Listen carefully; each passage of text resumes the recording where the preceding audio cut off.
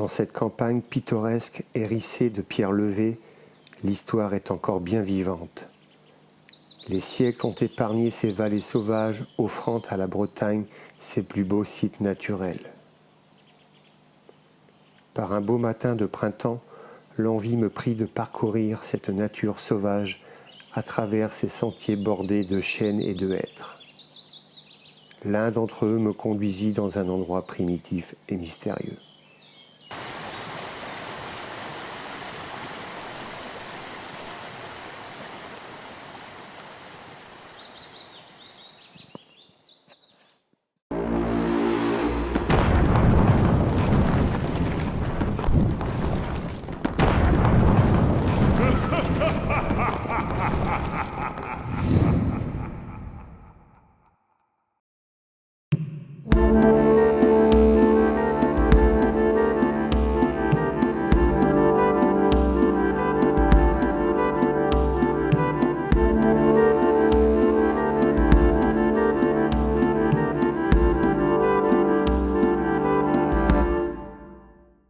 Alors voilà, c'est ce genre d'endroit que j'affectionne particulièrement, c'est quand vous trouvez ça en forêt, eh bien ça pouvait être des repères visuels pourquoi pas y déposer une petite bourse ou cacher quelque chose. Et en plus de cela, cet endroit passe vraiment à côté d'un chemin, d'un petit chemin. Donc ouais, il faut faire ces petits endroits. C'est intéressant puisque c'était, je vous dis, à l'époque un repère visuel. Et les gens pouvaient y déposer quelque chose, surtout si c'était sur le côté d'un chemin. Ça permettait au retour de récupérer sa bourse sans pour autant se faire détrousser en forêt. Il y avait pas mal de bandits de grand chemin et les routes n'étaient pas sûres.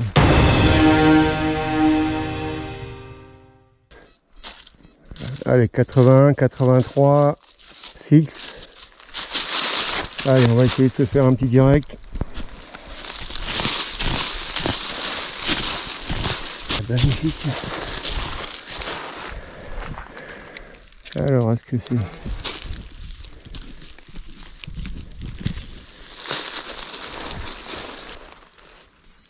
Allez, c'est dans la main. On va regarder ensemble ce que c'est. Voilà, c'est ça. La fameuse balle de mousquet. Eh oui. À chaque sortie en forêt, pratiquement, j'en fais une ou deux. Voire l'autre fois 4.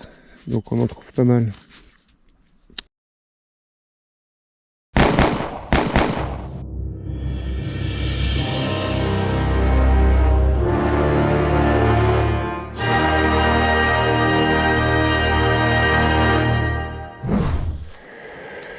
Alors dans un petit trou, vous voyez, ça c'est des sachets. Alors je lis Soluble Coffee Product. Voilà, c'est ce qu'avaient les GI pendant la guerre, c'était du café soluble. Voilà, New York, USA.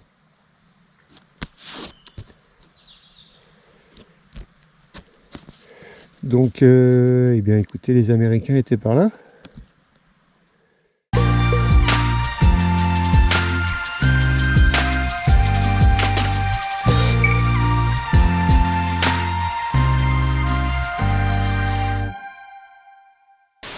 Pratiquement en surface,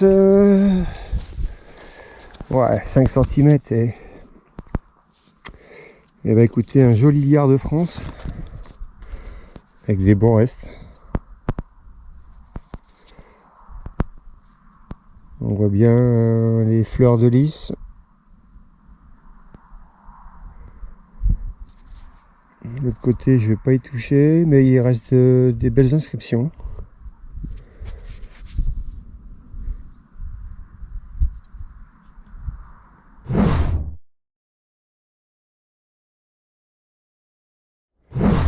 Alors ici, eh bien écoutez, une médaille religieuse.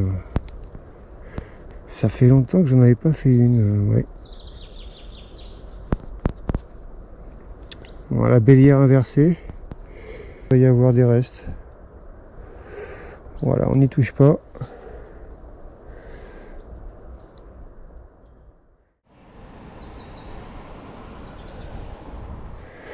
Alors ici, bon, je l'ai nettoyé, hein, c'est un briquet. Voilà. Donc c'est ce que je disais, c'est que je pense que c'est bien un briquet américain. Parce que regardez ce qu'on trouve autour. Où est-ce que j'ai... Voilà, on trouve pas mal de ça autour, hein, des balles, des restes de balles. Donc, et il y a 2-3 trous d'hommes autour. Donc il se pourrait bien, fort bien, que ça soit un briquet d'un soldat GI. Qui est un peu abîmé. J'ai réussi à l'avoir, à l'ouvrir sans le casser. On va le garder comme ça, on va pas y toucher. On voit qu'il brille en dessous, mais ouais, fragile. Bon, sympa. C'est toujours émouvant de retrouver du matériel qui a appartenu aux soldats américains, ou anglais, ou français, ou qu'importe, mais d'un soldat, c'est toujours... Ça fait toujours des émotions quand je trouve du matériel qui leur a appartenu. Et j'ai déjà trouvé un Zippo qui était personnalisé, parce que des fois ils personnalisaient leur matériel, ou gravé, par exemple une gamelle, dessus on trouve le nom derrière gravé au couteau. Mais j'ai un Zippo, je vous montrerai.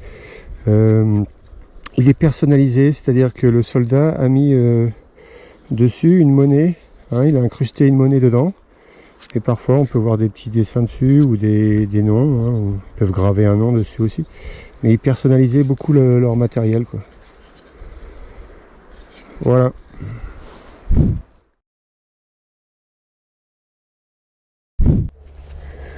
Alors, dans ce trou, voilà, 15 cm, pas profond, je viens d'arriver, hein, ça fait même pas 5 minutes que je suis dans le bois et voilà, un sol.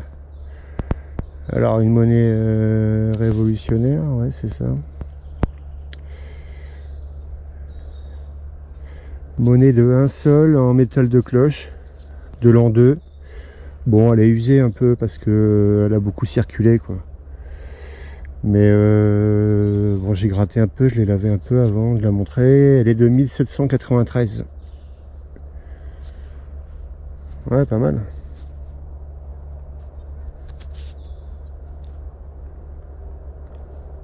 Bon bah ça commence bien. Allez, on va chercher dans le coin.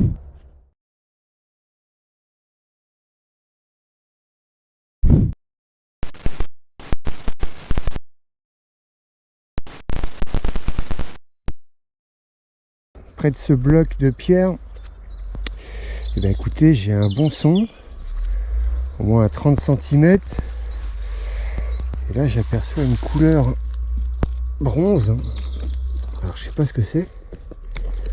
J'essaie de dégager tranquillement au couteau. Wow, my god. Non.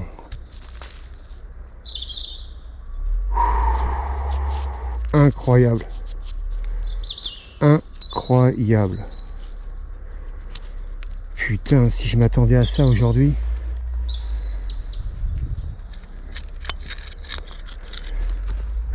Incroyable, magnifique. Elle est entière. Oh la vache. Incroyable. Je m'en doutais. Je me doutais à un moment donné quand j'ai vu la couleur près d'un bloc de pierre.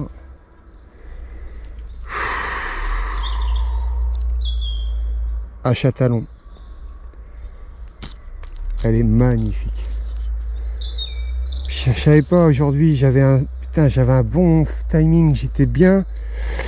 J'avais du temps pour venir ici.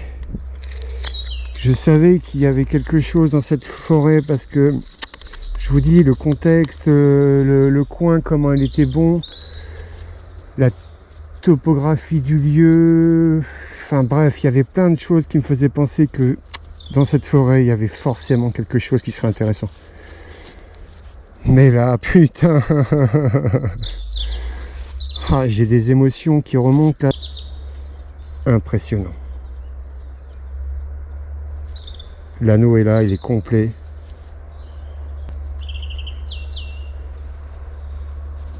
Vous voyez, quand je vous dis les rochers à faire en forêt, c'est des points de repère, de cache. Et cette forêt en est truffée et le contexte il est encore magnifique, il est magique. La Bretagne c'est ça, c'est vraiment magique. Allez, je continue.